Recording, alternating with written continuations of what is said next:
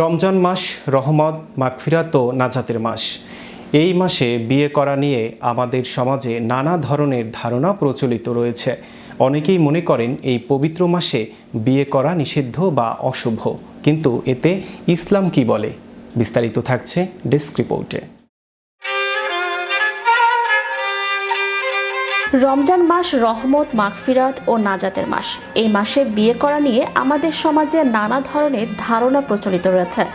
অনেকে মনে করেন এই পবিত্র মাসে বিয়ে করা নিষিদ্ধ বা অশুভ, তবে ইসলামের বিধান এবং সামাজিক প্রেক্ষাপট বিশ্লেষণ করলে বিষয়টি বেশ পরিষ্কার হয়ে যায়।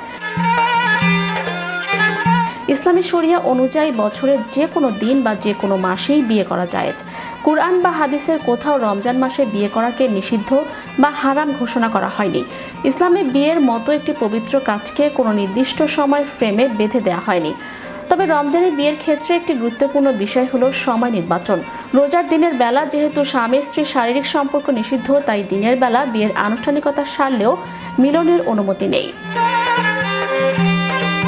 আমাদের সমাজে রমজানে বিয়ে না করার পেছনে মূলত কয়েকটি ব্যবহারিক কারণ রয়েছে, যা কালক্রমে ভুল ধারণায় রূপ নিয়েছে।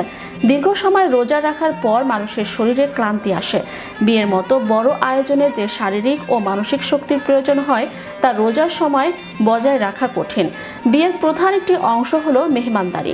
দিনের বেলা মেহমানদের খাওয়ানো সম্ভব হয় না, আর ইফতারের পর খুব অল্প সময়ের মধ্যে বড় আয়োজন সম্পন্ন করা বেশ কষ্টসাধ্য।